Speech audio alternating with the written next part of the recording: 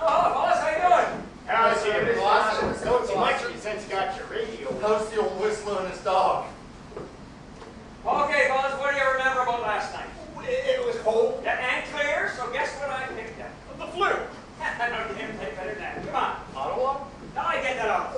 Cleveland. No, I've had that before. Then what? WGN. No, York? Oh, it's clear as a bell. Right. And I still have to depend on my kid's crystal set. Oh, they're hopeless, those things. Oh, well, you get one rigged out right, you might pick up something. Yeah, if they're broadcasting in the hayfield right next to you, you might. Yeah. Hey, you guys hear about Vance? No, he's dead. No. He got a job. Oh, he just went out and bought himself a DeForest Crosby. No. $300. Well, where did he get that kind of cash? The Lord only knows, but there it is in his tiny living room. A monster. It's like one of them opera singers. Yeah, turned it up full blast and showing off, and the panes in his windows actually shook. They vibrated. They've got these little shells with pieces of chinaware on them.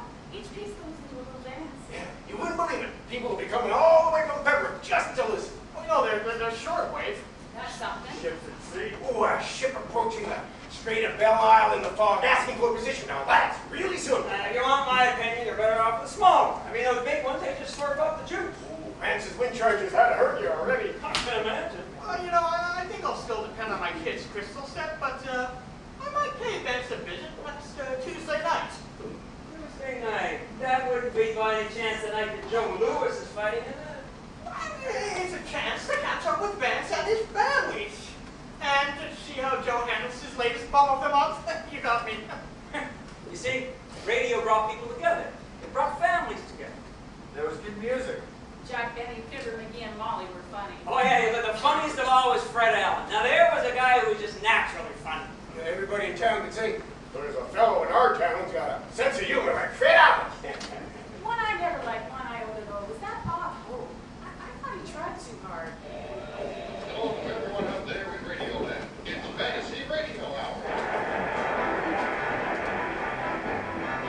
Hey, hey, it's Fantasy Radio Hour. Time to wipe those tears away. We'll make you smile, laugh, and forget. You won't even notice you've a smaller paycheck. Hey, hey, fantasy radio time. Come and drift away and dream. Temporary trouble, don't adjust your set. The bus is coming soon and you ain't seen it yet. You won't even notice. You won't even notice. You won't even notice. And You ain't seen it yet.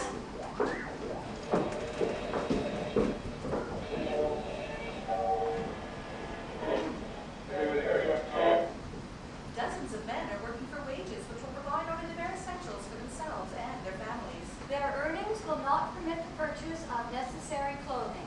Help a needy fellow citizen through the rigors of a Canadian winter. Buy yourself a smart new suit. And donate your old one to some needy man. Here's the sort of neighborliness that we've all dreamed about. The sort that will cost you next to nothing. This public service announcement has been brought to you by courtesy of the Robert Simpson Company of Montreal. Don't touch that dial, but there's nothing else on. Ladies and gentlemen, please stay tuned for an important message from the Prime Minister of Canada, the Right Honourable R.B. Bennett. R.B. Bennett. When they made him, they threw away the mold. That sleek, contented, bowler-hatted toad. He was a corporation lawyer, you know. A lawyer, God knows, is bad enough, but a corporation lawyer? Pure dynamite.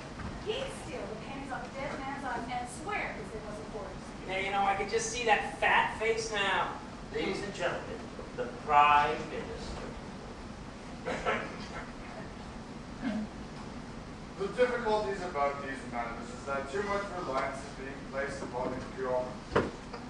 The people are not bearing their share of the load. The fiber of some of our people has grown softer, and they are not willing to turn in and save themselves. They now complain because they have no money. While we were earning money, many of them spent it in speculation and in luxury. I do not know what the result of the present movement may be, but unless it isn't Change it over.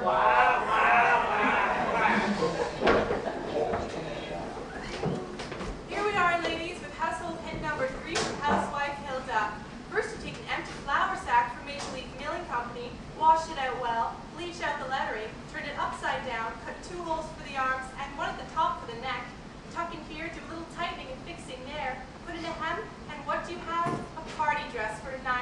queen. And now for household hint number 4. And now, we present the real-life, true Canadian drama, Prairie Winter, Part 1. Cold, day after day, around 45 below. The house wasn't that much. No insulation then. Fire burner in the kitchen, and wood hard to get. Just waiting for the next big wind to blow us into the gully. Anybody home? Gosh darn, Gavin up from Regina. Gavin, how'd you get through in weather like this? We railroad men stop at nothing. Here's some National Geographics for the kids. No sense having a stinky pipe around, Jim, without something nice to put in it. Gosh darn the blankery heck. A whole tin full of the best brand. Thanks. Can I take your coat, Gavin? Oh, no, thank you, Mary. It's a trifle cold in here. You know, I spent considerable time in the Arctic, but how in the heck do you stand it here? I know, Gavin, God didn't. God never meant for people to live like this in the cold. Jumpin' Jehoshaphat. She's never cried in front of the children before. Well, I am now. I'm sorry, Mary, but it's just I've seen Eskimos and igloos living warmer and cozier than this. Now, how about you, little one? You like to live in an igloo? Oh, yes, yes. Well, then come on outside. Now, how deep would you say the snow is in this gully? Casting an eye, I'd say 9